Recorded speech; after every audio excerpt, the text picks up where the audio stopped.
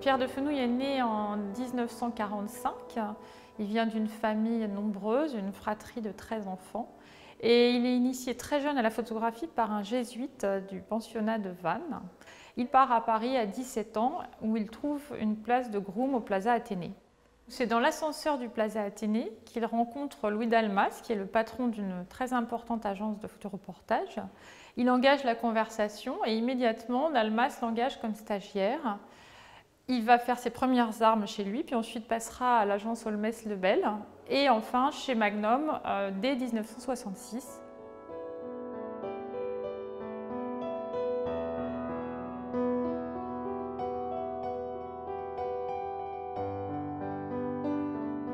Donc il part en Inde en 1969 pour réaliser un essai personnel. C'est plutôt celui d'un voyageur attentif aux gens, assez calme, assez contemplatif. Et c'est déjà au livre qu'il destine ses premières images. Il pensait que la diffusion de l'œuvre d'un photographe passe par la publication et la reproduction. C'était la fonction première de la photographie.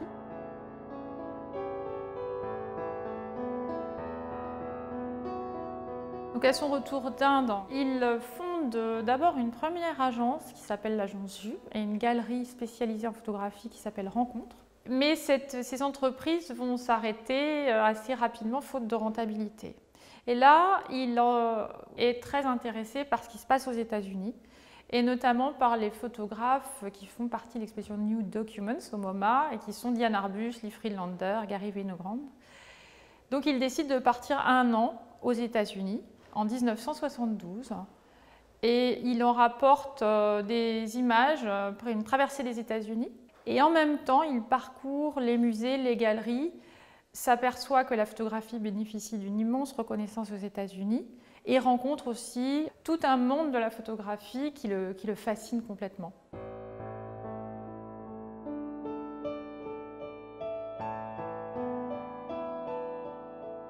Il revient en France fourmillant d'idées, extrêmement enthousiaste et il est sollicité pour créer une fondation nationale de la photographie et aussi pour participer aux expositions inaugurales du Centre Pompidou. Donc il va en l'espace de 5 ans, avoir une intense activité pour promouvoir aussi bien l'histoire de la photographie ancienne, la photographie anonyme notamment pour laquelle il se passionne, mais aussi les photographes contemporains de sa génération.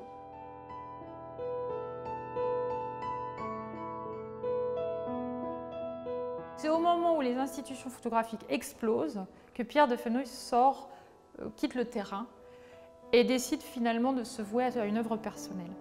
Il prend un Leica en 1978, qu'il avait dû abandonner du fait de ses activités, et recommence à sortir à Paris presque la nuit ou au petit matin, entre chien et loup, et prend des photographies. Et cette fois-ci, ces photographies sont vides de tout personnage. Donc on a une ville déserte qui peut faire penser à la ville d'Alger, de Marville, de Baldus.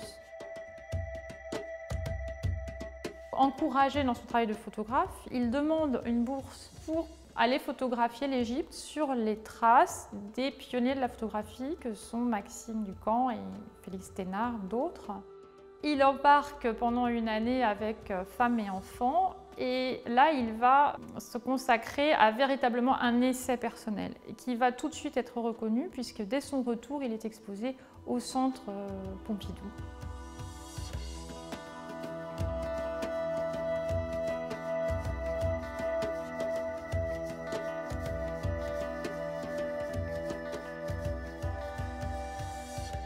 La Datar le contacte pour faire partie de la mission photographique. Son nom figure parmi ceux de photographes aussi divers que Depardon, que Gabriele Basilico ou Sophie Ristel-Weber.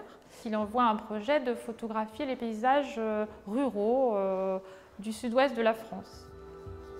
Une fois installé dans le sud-ouest, il décide de laisser les choses venir à lui et de recevoir les choses. Donc il marche des journées entières, des heures, et décide aussi de légender ses photographies par la date et l'heure de prise de vue. Et ce qui l'intéresse, c'est une démarche de plus en plus mystique, avec une référence à l'œuvre de Saint-Augustin. Son travail consiste à relier en fait les temps de la mémoire, même de l'enfance, à aussi une recherche de présence au monde, une recherche existentielle qui se demande aussi qui il est et aussi quelle est sa place dans le monde. Ces photographies sont imprégnées d'une présence humaine, même si on ne voit ni personnage, ni aucune trace de l'activité industrielle ou même rurale, ni automobile, mais on est dans des paysages façonnés par l'homme et où le photographe est présent. C'est quelqu'un qui, tout en déniant à la photographie un caractère formel ou formaliste, en même temps n'a cessé de défendre justement l'art photographique et à vouloir le faire reconnaître à l'égal des autres arts.